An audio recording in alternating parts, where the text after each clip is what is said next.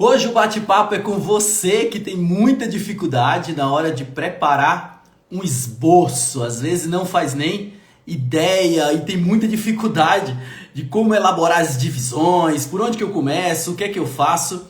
Então hoje é com você que eu quero falar. Eu vou te dar 5 passos simples e práticos para que você consiga elaborar um esboço de uma forma descomplicada, uma forma muito mais simples, muito mais fácil. São 5 passos que vão te auxiliar bastante na hora de elaborar um esboço. Então, fica aqui comigo, ó, bem-vindo aí, todo mundo que está chegando, a Vilma, o Breno, Ângela, Neto, Breno escrevendo. Gente, ó, já coloca aí de qual cidade que você está falando, qual a igreja que você faz parte. Vamos aqui criando esse ambiente de comunidade, de família, porque é isso que nós somos, né? Em Cristo Jesus, independente de qualquer lugar que estejamos, fazemos parte de uma única igreja, a Igreja de Cristo, a Igreja Universal, a Igreja Invisível, né? Então, todos nós estamos no mesmo corpo. Já coloca aí de qual cidade você está falando, qual a sua igreja, e vou te pedir um favor também, ó. Já deixa ali o seu like, coraçãozinho, aperta no avião, também nesse aviãozinho ali do canto, já manda para aquele amigo que você lembra, olha, ele vai gostar desse conteúdo, hein? Eu vou falar hoje sobre como elaborar um esboço e vou te dar passos práticos, concretos, para que você consiga elaborar o esboço da melhor forma possível. Sou de Valente, na Bahia, Igreja Batista Nova Aliança. Ô Vilma, que prazer receber você aqui, eu sou da Bahia também, sou de Salvador, Bahia, atualmente moro em Portugal, já tem um tempo, juntamente com meu amigo Rui, português, que acabou de entrar também. E é bom receber os conterrâneos de lá da Bahia, fico muito feliz. Morei, viu, Vilma, em Morro do Chapéu durante uns 5 anos também. Então conheço um pouco do interior da Bahia. E é um prazer receber pessoas aqui da minha terra. E receber pessoas aqui de Portugal também, como o Rui, porque aqui já é meia-noite agora. E o Rui tá aqui, ligadinho como sempre. A paz do Senhor, Rui, que Deus te abençoe, meu querido. Manda aí, gente, para quem você conhecer, tá bom?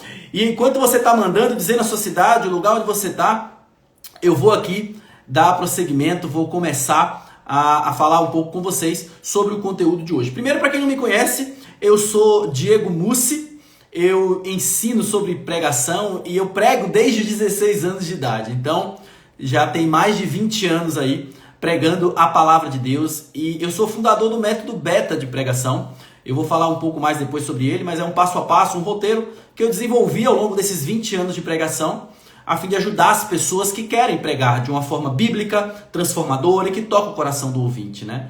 E esse desejo de preparar outros pregadores sempre foi algo latente aqui no meu coração, que pulsava de uma forma muito forte, muito intensa. Desde o seminário, eu comentava com minha esposa, meu desejo é sair, viu, Vilma? Meu desejo lá dentro do seminário, eu falava com minha esposa, era sair pelo interior da Bahia, capacitando pastores e pregadores que não puderam fazer um seminário, não tiveram uma formação teológica. Então, meu coração ardia, se eu sair pelo Nordeste, pelo Sertão, ajudando pastores e pregadores que quisessem se capacitar mais, pregar de uma forma melhor, de uma forma realmente bíblica. Então isso sempre ardeu no meu coração. E com a internet agora, então isso facilita muito. Eu posso chegar em Valente, por exemplo, onde Vilma está dizendo que tem pessoas da igreja, tem mais pessoas da igreja ouvindo essa live. Então eu posso chegar agora em Valente, posso chegar agora no Pará, em Maranhão, aqui em Portugal, e a internet ajuda muito isso. Isso é maravilhoso, né? A pregação, ela segundo Martin Lloyd Jones, né, um dos grandes estudiosos do assunto, ele fala que, olha, a pregação, ela é a mais elevada, a mais sublime, a mais gloriosa vocação para a qual alguém pode ser chamado. Então, preparar pregadores, pessoas que foram vocacionadas por Deus para levar a palavra, isso para mim não tem preço, é uma coisa maravilhosa. E pregar a palavra de Deus também é uma coisa incrível. Tá bem, gente? Então, na live de hoje eu vou apresentar para vocês 5 passos para você elaborar um esboço de uma forma descomplicada. Tem muita gente que me manda mensagem: Diego, socorro, por favor, me ajuda, eu não faço ideia como escrever um esboço, como elaborar um esboço. Então, eu tô aqui hoje para te ajudar nessa tarefa. E primeiro você precisa entender o seguinte: Primeiro, agradecer a Vilma, ó, tá? Eu tô aprendendo muito com você. Obrigado, Vilma. Esses feedbacks são maravilhosos. Fico muito feliz com isso. O meu objetivo é realmente trazer um conteúdo transformador para vocês e que vocês consigam colocar isso em prática e fazer isso na igreja de vocês, levar esse conhecimento também a outras pessoas, para que a palavra de Deus seja proclamada com mais fidelidade e de uma forma mais clara a todos os ouvintes, né? Então esse é o nosso objetivo aqui. Mas aí você pode se perguntar, Diego, por que eu preciso fazer um esboço? Não basta apenas eu chegar lá, ler a palavra e começar a falar algumas coisas sobre a palavra, o que eu entendo da palavra, ou sei lá, qual a lição que eu retiro da palavra. Por que eu tenho que fazer esse bendito desse esboço? A primeira coisa é que um esboço claro, ele vai ajudar tanto os ouvintes quanto nós que somos pregadores. Ele vai possibilitar o esboço, ele vai possibilitar a gente a enxergar o nosso sermão como um todo, de uma forma muito mais clara. Você vai conseguir olhar ali as suas ideias e tudo que você deseja expor de uma forma muito mais visível. Você vai enxergar a mensagem toda com clareza. E para os seus ouvintes também é maravilhoso o esboço, porque eles vão conseguir te acompanhar o nosso raciocínio como pregadores. Nós vamos ali, através do esboço, mostrar para eles uma continuidade de pensamento. Veja, o pregador não é para chegar ali e soltar ideias aleatórias sobre o texto ou sobre a vida, porque senão as pessoas elas não vão acompanhar nosso raciocínio e elas vão se perder. E quando elas se perderem, vai ser difícil você trazer essas pessoas de volta para o seu sermão, para elas prestarem atenção de novo naquilo que você quer falar. Então, o esboço, ela ajuda o ouvinte a entender de forma clara qual é o seu raciocínio, o que você está falando, onde você quer chegar. Inclusive, se você prestar atenção, eu imagino que tem muita gente aqui, ó, se você gosta dele, deixa aí falando sobre ele também, que é o Hernando Dias Lopes. O reverendo Hernando Dias Lopes, um dos maiores pregadores, um dos maiores expositores da atualidade. Se vocês ouvem também o Hernando Dias Lopes, comenta aí, porque eu gosto bastante das pregações dele. E o Hernando Dias Lopes tem uma coisa muito, muito marcante, que ele faz questão de falar o esboço dele. Às vezes ele diz claramente que ele, olha, a título de introdução, e aí ele vai e fala. Depois ele vai e fala, primeiro ponto, isso. Segundo ponto, ou segundo conselho, ou segunda estratégia e tal. Ele faz questão de que a gente, como ouvinte, acompanhe o raciocínio dele. E isso deixa a pregação do Hernando Dias Lopes muito didática, muito clara. Então, o esboço, ele serve tanto para nós, pregadores, que vamos conseguir visualizar melhor, concatenar as nossas ideias de uma forma mais clara, fazer uma progressão de pensamento lógico, e também vai servir os nossos ouvintes, porque eles vão conseguir ver ali uma boa distribuição de ideias, uma construção de argumentos de uma forma muito clara, tá bem? Então o esboço ele é muito bom para isso. Eu lembro que lá no início da minha caminhada como pregador, né, eu comecei a pregar com 16 anos, que meu avô me colocou para pregar. E depois de um tempo, quando eu estava no interior da Bahia, em Morro do Chapéu, como eu falei, eu pregava 3 vezes na semana lá. E aí eu não sabia, porque eu não tinha formação teológica ainda, eu não sabia como fazer uma pregação.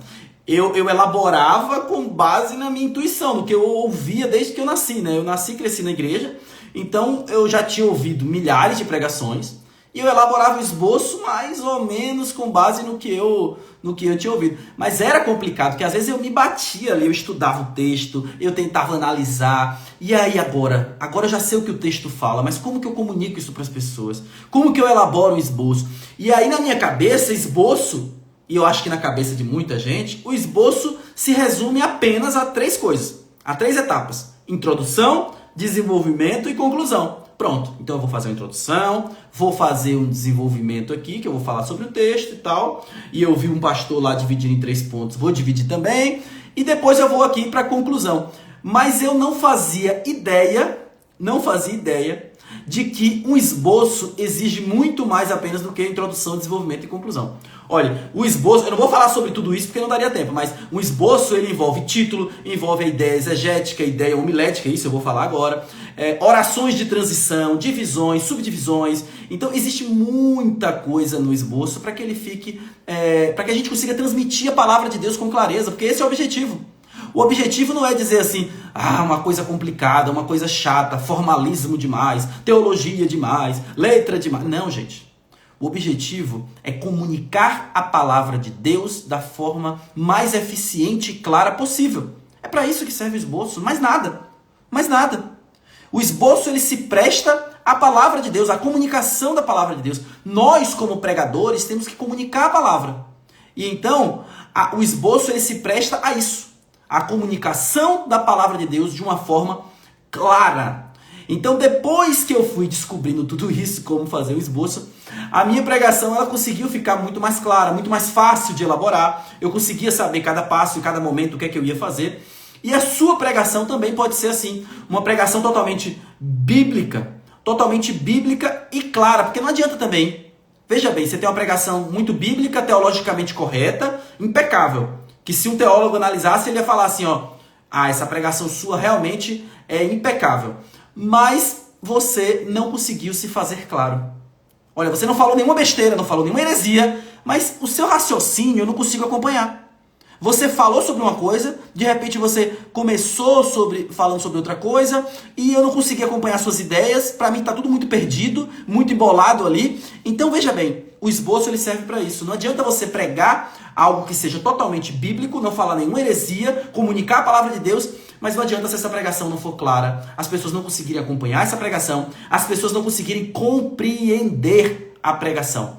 Tá bem, gente? Então vamos lá o que interessa, porque vocês precisam saber elaborar o esboço de uma forma prática, de uma forma visível. Eu quero trazer a parte teórica para vocês, e como sempre eu costumo fazer, eu quero trazer o exemplo. Eu quero trazer a parte prática. Eu costumo fazer sempre isso com os meus alunos, porque facilita muito a compreensão.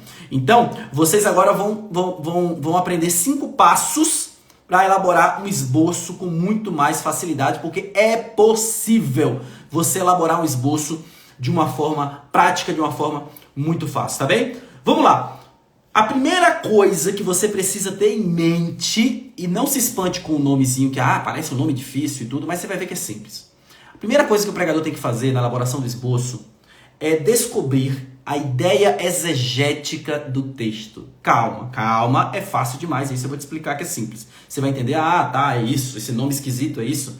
Ideia exegética, ela tem a ver com o assunto daquela passagem que você escolheu. Porque a primeira coisa que você vai fazer, obviamente, é escolher o texto, escolher a passagem bíblica, né? Então você, uma vez que escolheu, eu já estou pressupondo que você escolheu essa passagem bíblica, e agora, com essa passagem em mente, você vai elaborar o esboço. E aí você está meio perdido sem saber como elaborar o esboço. Então a primeira coisa que você vai fazer é estudar essa passagem. Você vai ler, você vai reler essa passagem, você vai buscar comentários bíblicos, você vai para a fase de pesquisa, na qual você vai conseguir estudar e extrair daquela passagem qual a ideia principal dela. Isso se chama ideia exegética, esse assunto principal, esse tema central daquela passagem. O que Jesus quis dizer aqui nesse momento? O que Paulo está querendo comunicar nessa passagem bíblica? Então, isso nós só vamos descobrir se nós estudarmos a passagem bíblica adequadamente. E uma vez que nós estudamos, nós vamos descobrir essa ideia exegética. E aqui eu preciso fazer um alerta para você. Existe uma diferença entre exegese e exegese. Isso eu falo na aula sobre hermenêutica, sobre interpretação bíblica.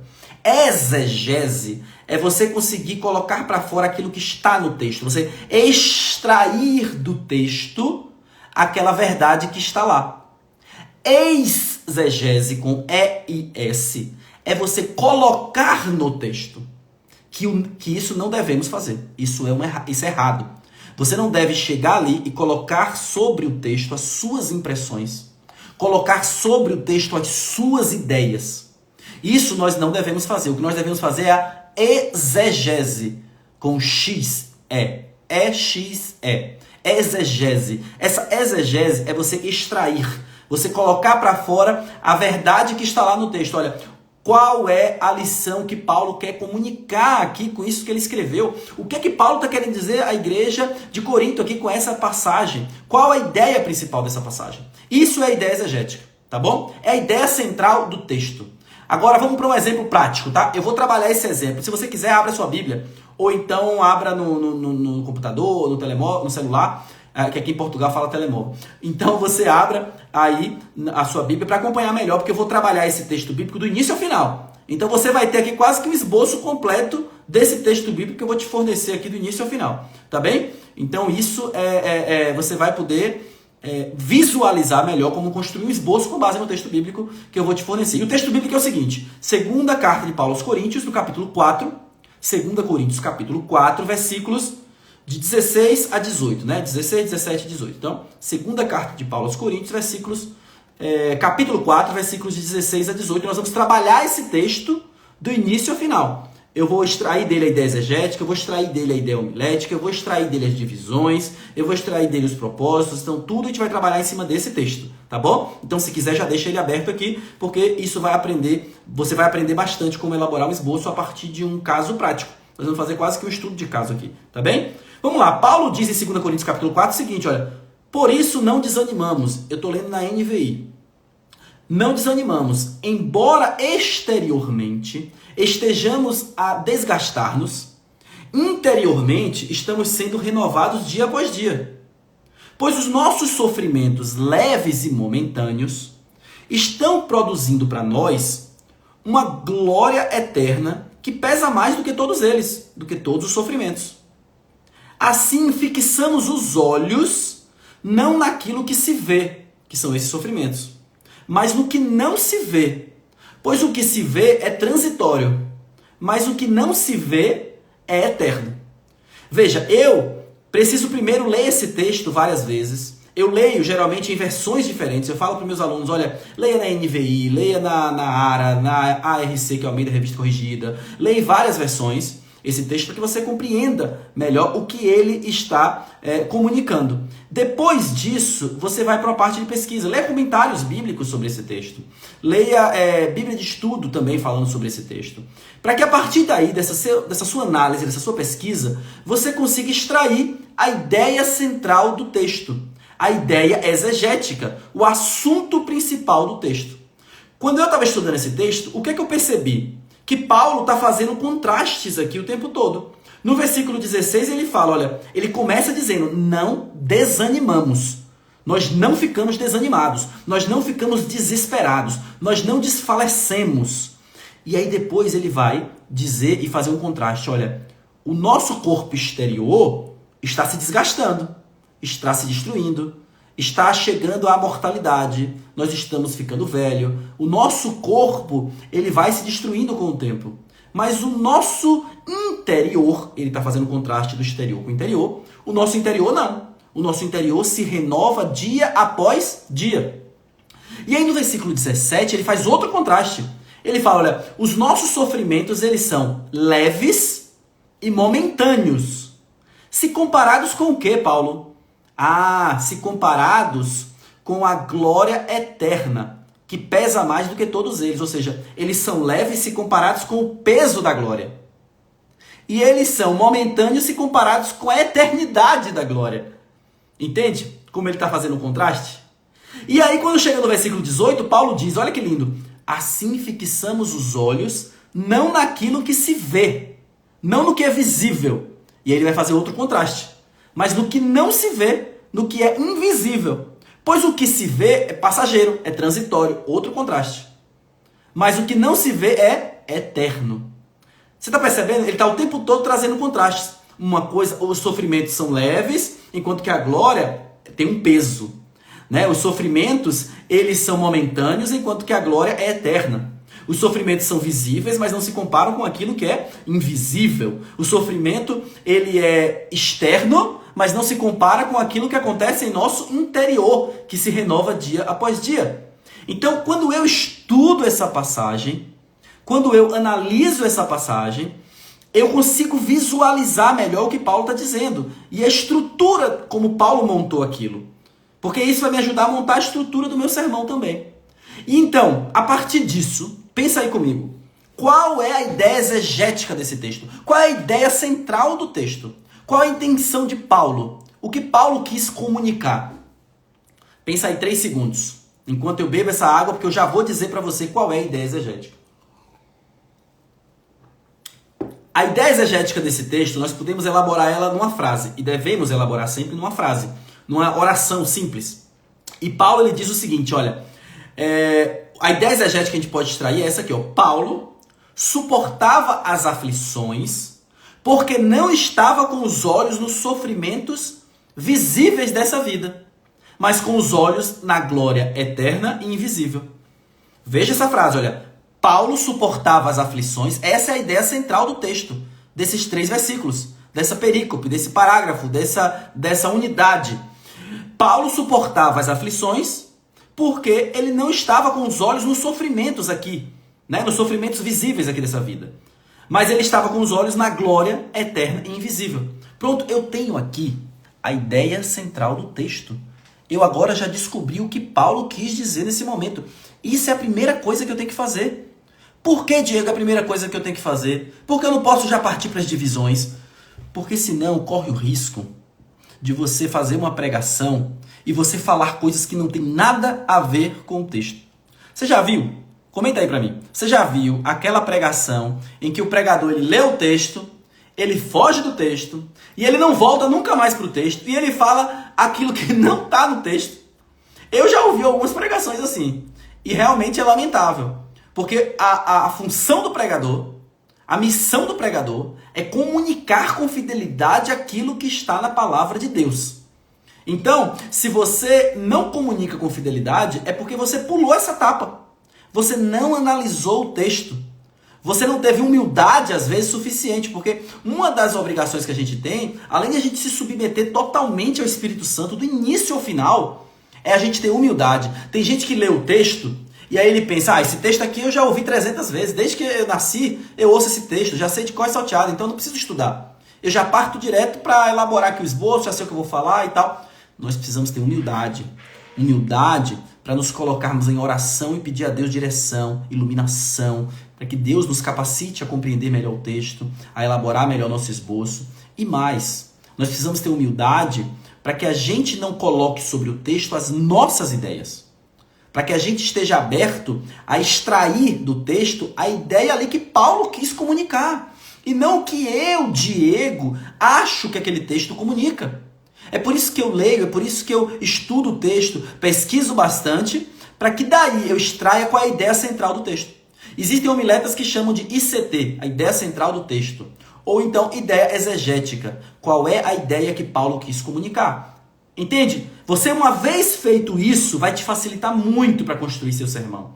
E certamente você não vai falar heresias, você não vai falar bobagem, você não vai sair do texto e ficar falando coisas que não tem nada a ver com o texto, porque você está baseando todo o seu sermão na ideia central do texto e não naquilo que saiu da sua cabeça. Veja que a ideia exegética, ela está colocada como uma afirmativa em uma única frase do que o texto diz. E ela sempre vai estar no passado. Por que no passado, Diego? Porque eu estou verificando, estou dizendo aqui o que o texto disse, o que Paulo disse. Então, eu estou extraindo o que o texto estava comunicando. Qual a intenção de Paulo quando ele escreveu isso? Olha, Paulo, ele suportava as aflições, ou então Moisés queria muito ver a glória de Deus, enfim, no passado, entende? O povo de Israel murmurava e sempre reclamava e não tinha um coração grato. Enfim, no passado. Eu coloco sempre no passado. A ideia exegética. Entende? A ideia exegética vai estar no passado porque é a ideia central do texto. Mas aí eu preciso trazer isso do passado para o presente. Entende? Eu não vou deixar no passado dizendo Paulo suportava as aflições dessa forma. Porque os meus ouvintes vão perguntar assim, o que é que eu tenho a ver com isso? Paulo é Paulo, mas o que é que isso diz para mim? Como isso comunica ao meu coração e as minhas aflições? Então é daí que eu vou trazer essa ideia exegética para hoje. E vou transformar essa ideia exegética no segundo passo, que é a ideia homilética. A ideia homilética, ela é baseada na ideia exegética, só que consiste numa verdade espiritual que eu vou trazer essa ideia exegética para o presente. Então, raciocínio, apesar de o nome parecer complicado, é simples. Primeiro, eu vejo qual é a ideia central do texto. Pronto, o que Paulo quis comunicar ali. Isso é a ideia exegética. Segundo, o que é essa verdade que Paulo quis comunicar? Como que ela fala hoje para os meus ouvintes? Qual a lição eterna que vale para todas as épocas? Qual é a verdade espiritual que eu posso extrair desse texto com base nisso que Paulo quis dizer? Entende? Isso aí se chama ideia homilética. Alguns chamam de tese, outros chamam de proposição. Cada um pode chamar de um jeito. Mas é só para você fazer esse contraste. Então eu costumo chamar para os meus alunos ideia exegética e ideia homilética. Ideia exegética no passado, o que o texto dizia. Ideia homilética é o que essa verdade espiritual comunica hoje para os meus ouvintes. Qual a lição eterna que eu extraio dessa passagem? Entende? Então eu trazendo essa passagem para o presente, essa que eu acabei de dar o exemplo para você, de 2 Coríntios capítulo 4, versículos de 16 a 18, nós temos ali a ideia exegética, que era o seguinte, ideia exegética, passado. Paulo suportava as aflições, pretérito imperfeito, né? Paulo suportava as aflições porque não estava com os olhos nos sofrimentos visíveis dessa vida, mas com os olhos na glória eterna e visível. Com os olhos na glória eterna e invisível. Perdão, eu estava olhando a mensagem aqui. A ideia homilética que eu posso extrair, disso é o seguinte: as aflições, eu vou trazer isso para agora. Tá bem? As aflições não causam desespero naqueles que estão com os olhos em Cristo e nas suas promessas. Viram aí? Primeiro, eu trouxe o que trouxe essa verdade espiritual que Paulo quis comunicar no passado. Gente, tá aparecendo um negócio aí, não sei se fui eu que fiz isso aqui, não sei como desativar. Tá aparecendo aquela live que um padre fez na pandemia, vocês lembram? Que ficava aparecendo a carinha. Nossa, gente, eu dava risada demais com aquilo. Mas eu fiz algum gesto aqui que produziu alguma coisa engraçada aí. Não sei se apareceu para vocês. Mas veja, a ideia exegética, Paulo suportava as aflições porque ele não estava com os olhos no sofrimento presente, mas na glória eterna e invisível. Como eu trago isso, Diego, para a minha pregação e para os meus ouvintes hoje? Pronto, ideia homilética. As aflições, elas não causam desespero naqueles que estão com os olhos em Cristo e nas suas promessas. Ficou claro? Essa é a ideia homilética. Qual é a importância da ideia homilética? Gente, total. Ela é o alicerce da nossa pregação.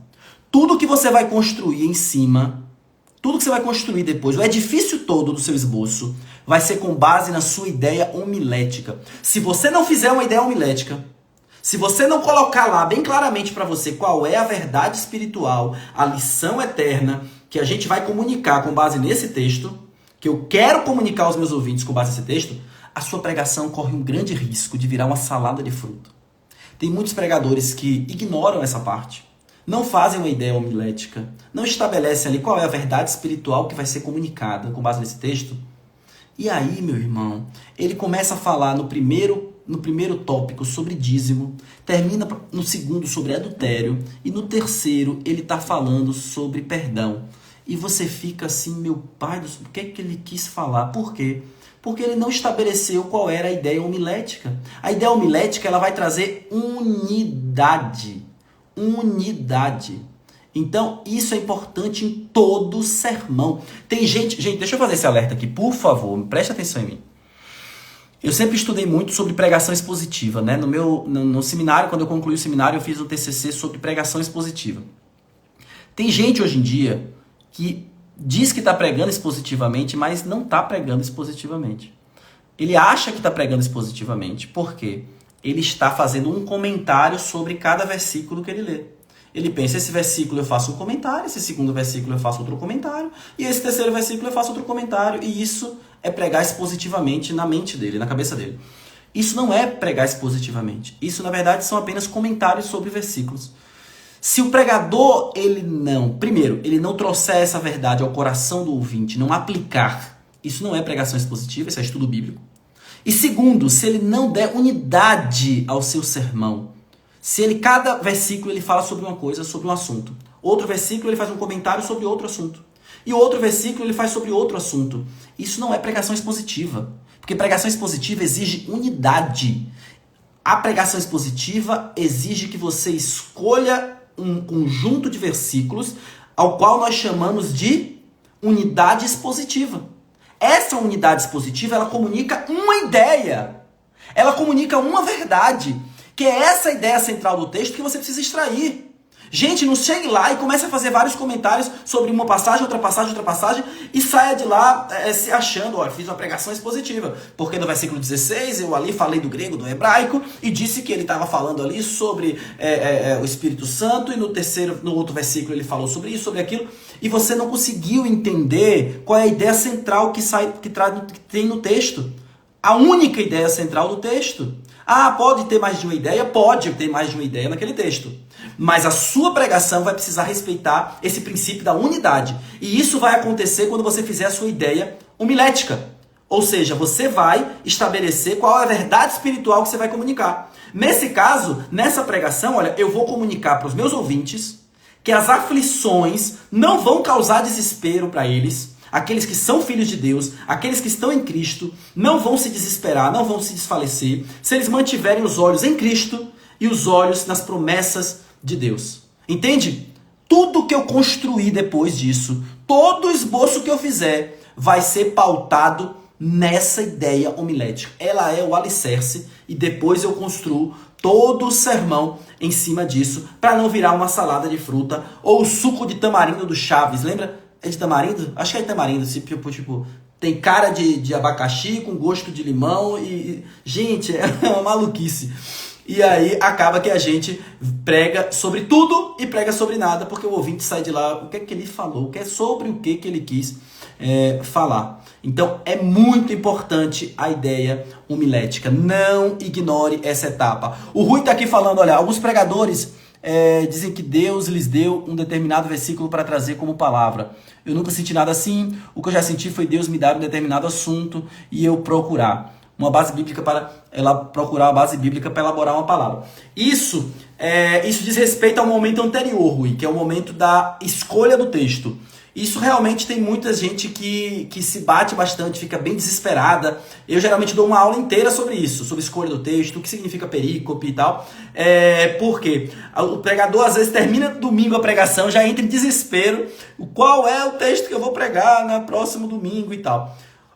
Isso vai vir muito da dependência do Espírito Santo. Então existem pessoas que realmente vão ser iluminadas por Deus e debaixo da orientação do Espírito Santo de Deus, ela vai receber uma iluminação, Deus mostrando para ela, olha, essa passagem que eu quero comunicar, ou esse assunto que eu quero trabalhar com a igreja. Muitas vezes acontece com frequência isso comigo, eu até relatei isso no último domingo, no outro, que às vezes eu vou pregar sobre determinado tema e no domingo anterior acontece de alguém falar exatamente sobre aquilo. Né? E até um pastor amigo, o pastor Rodrigo, comentou, olha, às vezes Deus quer comunicar, trabalhar exatamente sobre isso na igreja e ele usa pessoas diferentes. Então, às vezes, Deus vai realmente nos conduzir a isso.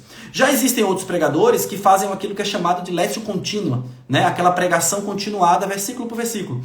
Então, no domingo ele prega, no outro, em Mateus capítulo 1, versículo de 1 a 5, no outro domingo ele já volta no versículo 6 até o 12, então ele vai sempre continuando ali onde ele parou. Calvino gostava muito de fazer assim, interessante que Calvino, ele sai de Genebra, anos depois, quando ele volta para Genebra, ele continua exatamente do texto que ele parou anos atrás, né? Então ele vai, olha, vamos lá, vamos continuar onde nós paramos e ele então continua. Tá bem? Então, vamos seguir adiante, eu vou agora para o terceiro passo. Então, o primeiro passo está muito claro, né, gente? O primeiro passo é a ideia exegética, a ideia central do texto. O segundo passo, o que essa ideia central do texto, que estava lá no passado, ela fala hoje aos meus ouvintes, né? Qual a verdade eterna? Qual a lição espiritual que eu vou comunicar por meio da minha pregação? E todo o esboço vai ser construído com base nessa ideia homilética, também chamada de proposição, também chamada de tese, tá bom? E o terceiro passo, esse terceiro passo é fundamental e isso não tem em muitos livros de homilética, isso não é ensinado por muitos homiletas, mas para mim é essencial, principalmente quando nós pensamos que a pregação ela tem um caráter transformador. Ela não vai transformar, porque esse é papel do Espírito Santo, mas a pregação ela tem que ter o objetivo de ser um instrumento nas mãos de Deus para transformar. Deus escolheu a pregação como um instrumento para transformar vidas, pelo poder do Espírito Santo. O poder não é do pregador. Então as pessoas podem ser transformadas por meio da pregação, pelo poder de Deus e pelo poder da palavra de Deus. E quando nós seguimos esse terceiro passo, que é estabelecer um propósito do nosso sermão, isso vai te facilitar muito mais quando você pensa na transformação do ouvinte. Porque o propósito é você pensar exatamente assim, olha, quais os efeitos que eu espero, qual o resultado prático que eu espero desse sermão na vida do meu ouvinte, na vida da igreja, na vida das pessoas que estão me escutando. Qual é a transformação que essa pregação, pelo poder do Espírito Santo, pode causar nas pessoas? Qual é o meu objetivo com essa pregação? Qual é o efeito desejado sobre as pessoas? Veja, olha, com base no que o texto diz, na ideia exegética, com base na verdade espiritual que eu vou comunicar, que é a ideia homilética, daí eu vou me perguntar isso. Qual é o resultado? Qual é o efeito prático? Como eu quero que as pessoas saiam daqui hoje, após essa pregação? O propósito, ele vai te ajudar, esse é o terceiro passo, é o propósito, você estabelecer claramente qual é o propósito da sua pregação. É você pensar, é você afiar a flecha. Sabe, pensa que você é um arqueiro ou que você está com a espada na mão e você vai afiar. Você vai estabelecer o propósito para que ela fique afiada. Que ela consiga realmente ter a mira certeira e chegar ali ao objetivo. Porque a partir daí, quando você estabelece o propósito, tudo que você incluir a partir de então vai ser com base nesse propósito. Você não vai começar a falar sobre assuntos aleatórios porque isso não tem a ver com o propósito. Você não vai começar a falar sobre a briga que teve com a vizinha ou começar a dar um testemunho da sua vida se isso não tiver a ver com o propósito. Você vai começar a tirar tudo que é excesso. Vai começar a limpar tudo que não tenha a ver com o seu propósito. Olha, eu estabeleci o meu propósito. O meu propósito é esse. Isso aqui que eu estou falando, esse comentário que eu estou fazendo sobre o texto, poxa, esse comentário é bem legal. Eu li isso no autor e achei lindo. Mas aí eu me pergunto, esse comentário que eu vou fazer sobre o texto tem a ver com o propósito? Ele está em conexão com o propósito? Porque, pregador, tenha em mente isso, nem tudo que você estuda, você leva ao púlpito. Sabe aquelas pregações de 1h30 que você já quer ir embora, que você está dormindo? Gente, que o cara fala sobre tudo. Às vezes é porque ele não percebeu que... Não quero ficar falando mal de pregadores, gente. Eu estabeleço isso até como princípio, detesto isso. Mas eu falo para que você não faça isso na sua pregação. Tenha em mente esse princípio. Nem tudo que você estudou, você vai levar para o púlpito. Tá bem? Porque você vai dizer assim, pelo amor de Deus, eu estudei 15 horas, eu estudei 20 horas. E aí eu vou falar 30 minutos só. Tanta coisa bacana que tem nesse texto. Isso tem a ver com sua ideia homilética? Tem a ver com seu propósito? Não, não tem a ver? Então pronto. Então você não vai colocar isso na sua pregação. Ok? Isso vai deixar sua pregação mais enxuta, vai deixar sua pregação mais objetiva, vai deixar sua pregação muito clara. Então, eu vou voltar agora para o meu exemplo. Porque eu já falei lá de 2 Coríntios capítulo 4, qual é a ideia exegética. Já falei qual é a ideia homilética. E aí eu vou chegar agora então para dizer para vocês qual é o propósito então desse texto de 2 Coríntios capítulo 4, versículo 16 a 18. Você já tem a ideia exegética, que é a ideia central do texto, já tem a ideia homilética, e agora nós vamos ver qual é o propósito, então, desse texto. Antes de eu falar qual é o propósito, eu quero só fazer o seguinte, dizer para vocês que tem muita gente que me pergunta, Diego, você está oferecendo o curso de pregação, quando que as inscrições vão estar abertas? E eu quero te dar essa notícia maravilhosa, dizer que as inscrições estão abertas. Você que quer pregar de uma forma bíblica, transformadora e que toque o coração do seu ouvinte, as matrículas para o método beta de pregação, que é o meu programa de aulas, são 7 passos em que eu mostro para você desde o início como preparar a pregação, como escolher um texto, como transmitir essa pregação, como fazer o esboço, como se portar no púlpito, a linguagem corporal, o visual, a voz, tudo isso eu trabalho lá nesse programa do método beta de pregação. E as matrículas estão abertas. O pessoal da minha equipe, eu não sei se já colocou, vai colocar o link aqui e também o link está lá na bio. Então, se você tem interesse em crescer como um pregador da palavra de Deus, se você quer pregar de uma forma realmente bíblica, transformadora, apaixonada, que toca o coração, o link vai ficar aqui na tela. E se você não encontrar, você encontra lá na bio também o link, tá bom? Gente, tem muito bônus. Eu não vou ficar perdendo muito tempo aqui falando pra você, mas tem muito bônus interessante. Nossa, como é a primeira turma online que nós estamos abrindo, então vai ter workshop, vai ter mentoria individual. Sabe o que é isso? Mentoria individual. Eu vou analisar a sua pregação, você vai me mandar o vídeo, eu vou analisar a sua pregação e depois eu vou ter uma reunião com você de 1 hora. De 1 hora, mas só para quem fizer inscrição até hoje, às 10 horas, horário de Brasília, tá bem? Isso era uma coisa só inicial e depois nós expandimos isso para outras pessoas. Então quem fizer a inscrição até hoje, 10 horas da noite, nós vamos dar uma mentoria individual. Eu vou me reunir com você, analisar sua pregação e dizer ponto a ponto onde você pode melhorar, o que você tem que fazer. Então isso, gente, é imperdível, porque tem professores que cobram mais de R$1.000 para poder fazer uma coisa individual dessa. E isso vai estar de bônus, vai estar de graça para quem fizer a inscrição no método beta de pregação. Tá bom demais, gente, tá bom demais. Vai ter mentoria coletiva, vai ter workshop de como melhorar a sua oratória, tá bom? Então eu vou voltar lá pro propósito agora do sermão, mas eu não podia deixar de falar isso para você não perder essa oportunidade. Se você tiver alguma dúvida, o pessoal vai colocar aqui também o telefone, você vai poder falar com a gente diretamente. Diego, eu não sei como é o método de pagamento, tem boleto, não tem? Tem boleto parcelado, pode parcelar em 12 vezes. Então tá tudo facilitado para você escrever e fazer a sua matrícula, tá bem? E eu amo ensinar sobre pregação e é por isso que eu tô aqui com vocês e eu quero realmente te pegar pela mão e te conduzir por esse caminho. Mas vamos lá, vamos voltar aqui pro propósito. O propósito da nossa... Olha só quem apareceu ali, minha esposa apareceu. Vai ficar gravado depois, viu? Vai pro YouTube tudo. Minha esposa Laís, maravilhosa. Ela que me ajuda aqui a colocar luz, colocar a câmera, fazer tudo. E pronto, se não fosse ela me apoiando, gente, olha, eu não sei o que seria de mim, né? Então é Deus no céu, minha esposa aqui na terra, me auxiliando. Graças a Deus por isso. Que se você tem alguém aí, parceiro seu, uma esposa ou um marido, agradeça a Deus por isso, tá bem? E se não tiver um parceiro, uma esposa ou marido que seja parceiro seu no seu ministério, ore, continue a orar, continue com o joelho no chão para que Deus trabalhe a obra em vocês dois, no coração de vocês dois. Tá bem, gente? Vamos lá.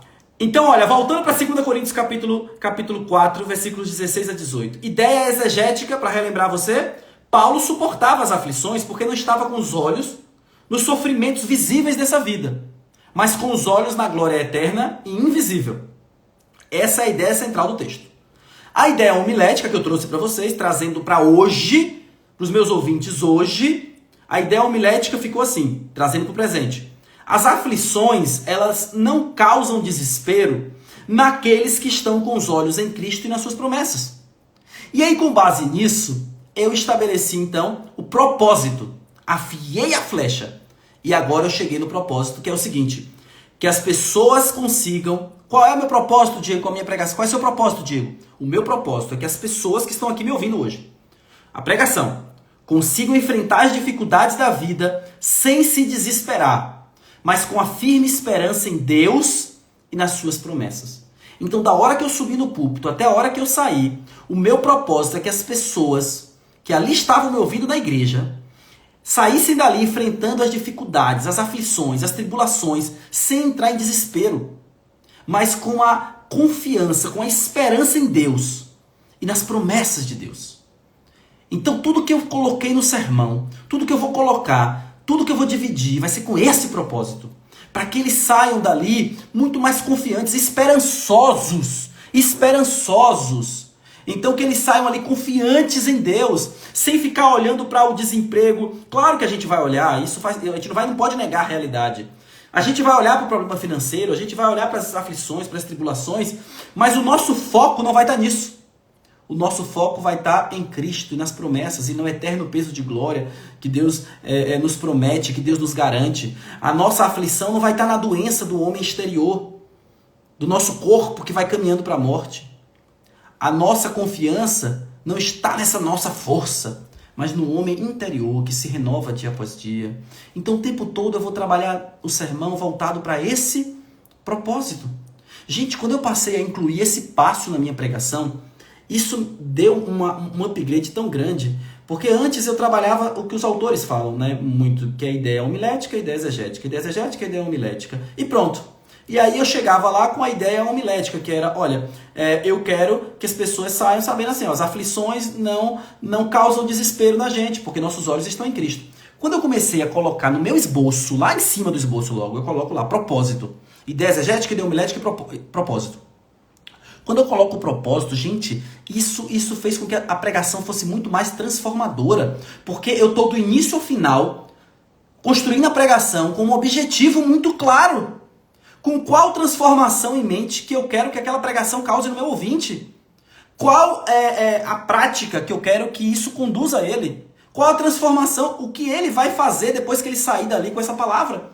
Então eu estou o tempo todo trabalhando com ele para isso, para mostrar, olha, eu quero que você saia daqui enfrentando as dificuldades da vida de uma forma diferente. Quando você colocar o pé para fora da igreja, você vai sair daqui olhando para suas dificuldades de uma outra forma, com esperança. Com esperança na glória eterna, com esperança na sua salvação, com esperança no poder de Deus, com esperança no Espírito Santo de Deus que está dentro de você. Então, eu tenho esse propósito, eu tendo esse propósito em mente, gente, facilita muito a minha vida.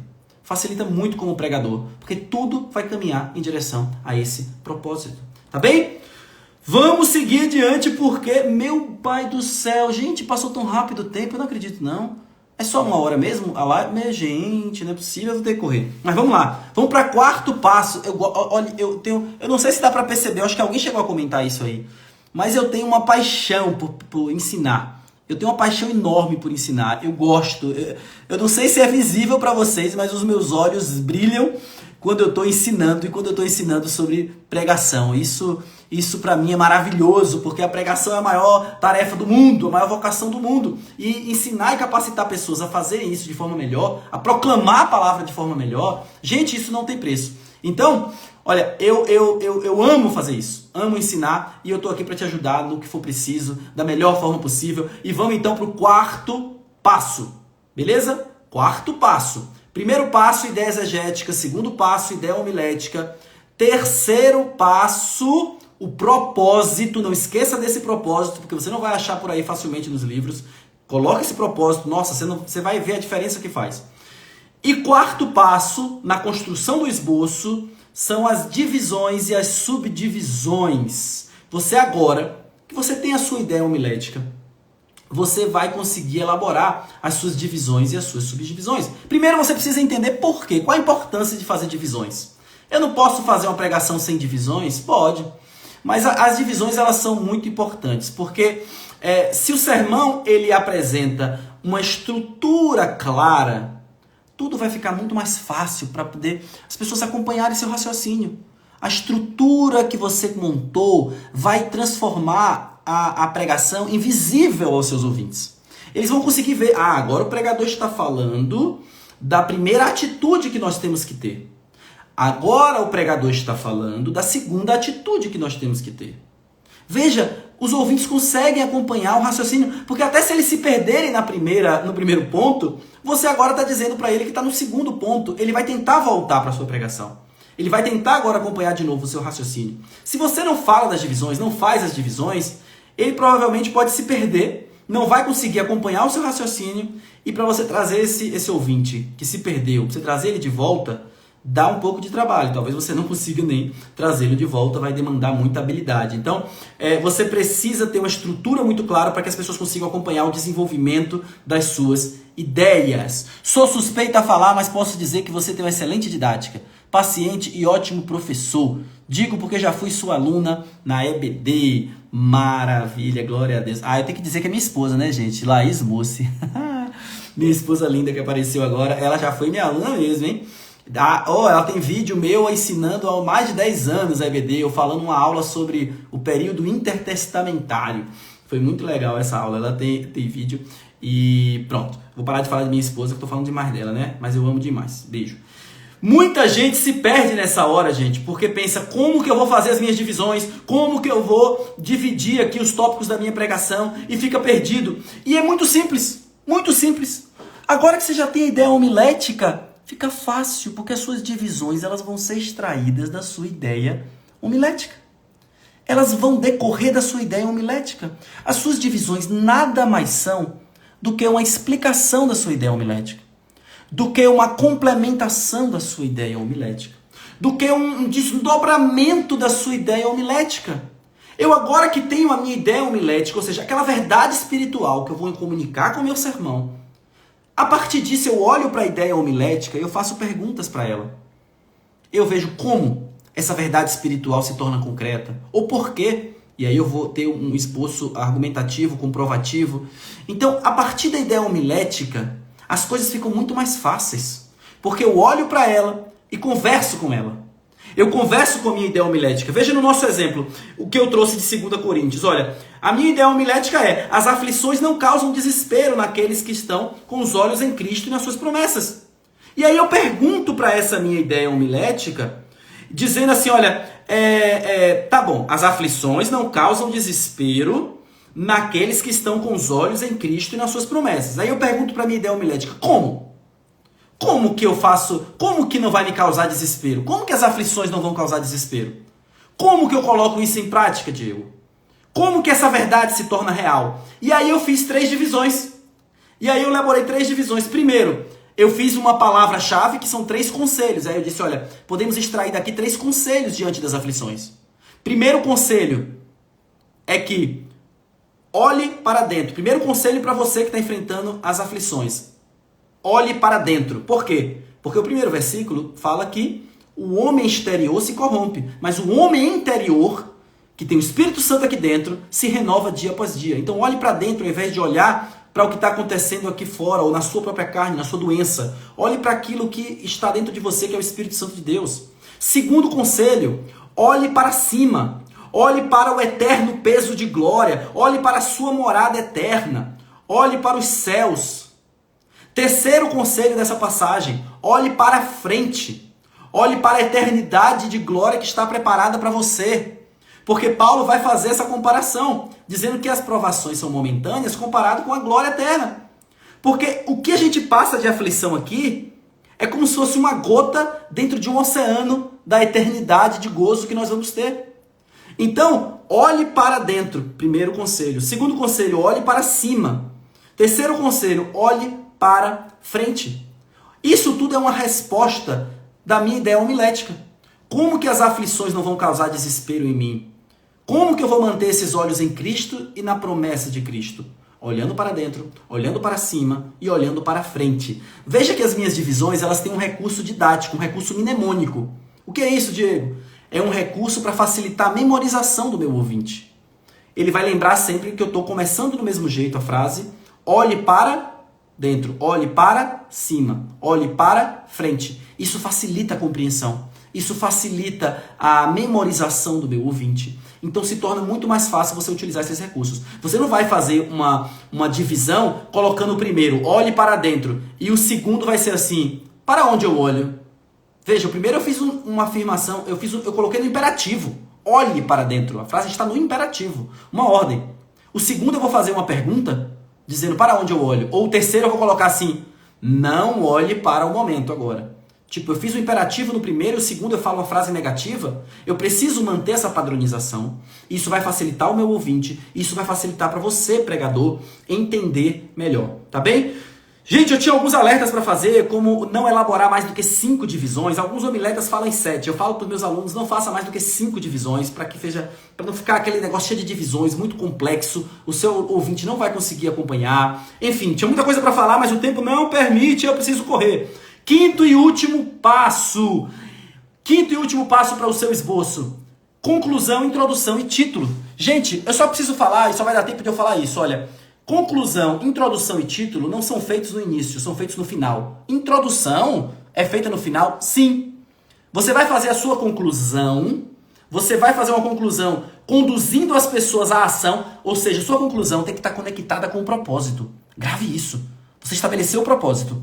A sua conclusão precisa estar conectada com o propósito. O meu propósito é que os meus ouvintes saiam com esperança em Deus e não aflitos com as suas tribulações. Então, na minha conclusão, eu vou engajar o máximo possível, encorajar o máximo possível para que os meus ouvintes saiam cheios de esperança e não desesperados com as aflições. O meu propósito, ele vai vir à tona na conclusão, porque é exatamente o momento de levar as pessoas à ação. Entende? E a conclusão ela pode ser feita de várias formas. Ela pode ser feita com ilustração, ela pode ser feita relembrando, rememorizando aquilo que você já falou, entende? Então a conclusão ela pode ser feita de algumas formas, mas ela tem que estar conectada com o seu propósito. E aí depois que você faz a conclusão, você vai para a introdução.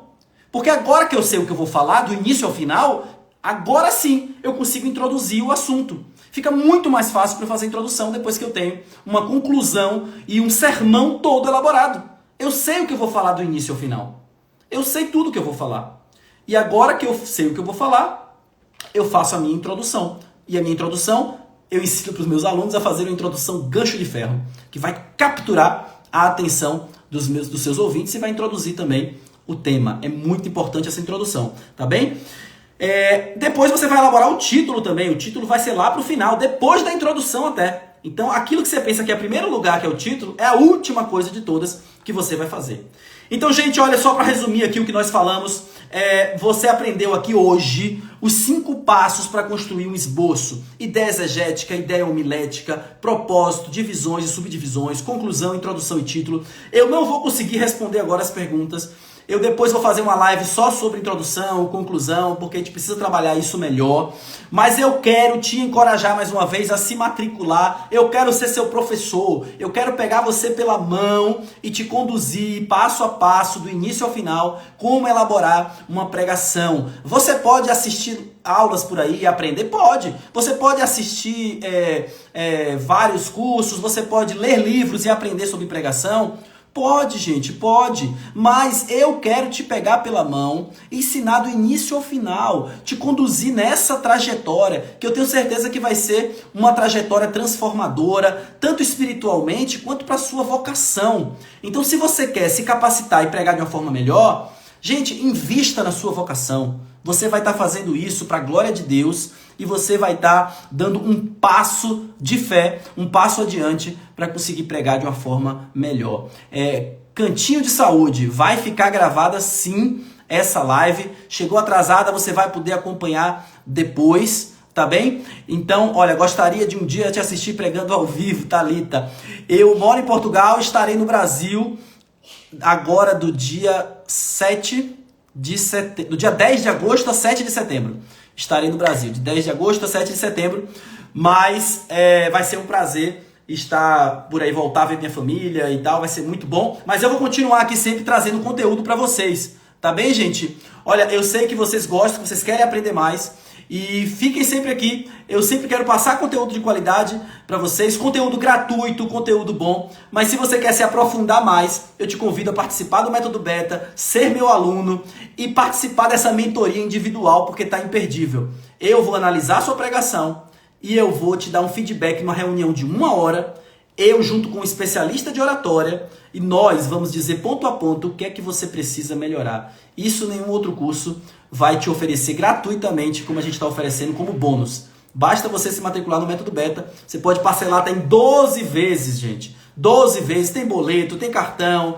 Então, fique à vontade e venha fazer parte dessa comunidade de pregadores apaixonados pela palavra de Deus. Se alguém mandou alguma pergunta, me perdoe. Vai ter boleto parcelado sim. Luke Fashion perguntando. Lá tem a opção de boleto parcelado. Tem a opção de 12 vezes. Tem um link na bio. Você pode chegar lá, clicar no link na bio. E você já vai ser direcionado para lá, para o site. E também o pessoal ia colocar aqui na descrição também fixado. Não sei se chegou a fixar. Mas se não, na bio tá fácil. É só você chegar lá e clicar. Tá? Eu tenho certeza que vai ser transformador para a sua vida, tanto espiritual quanto vocacional, e a gente vai caminhar junto. Tem workshop de técnica de oratória, vai ter mentoria coletiva. Eu vou fazer uma aula para os alunos do zero. A gente vai pegar uma folha em branco e começar a fazer um sermão do zero mesmo. Até a escolha do texto, interpretação do texto, divisão, até o final, e você vai poder replicar isso nas suas outras pregações, tá bem? Eu quero que você experimente essa paixão que eu tenho por ensinar. E eu quero te conduzir por esse caminho, porque é uma das coisas que eu mais amo na vida, é capacitar pessoas a pregar a palavra de Deus. Mas vou estar sempre por aqui com vocês. Tá bem, gente? Muito obrigado, porque já tem um cronômetro ali dizendo 45 segundos.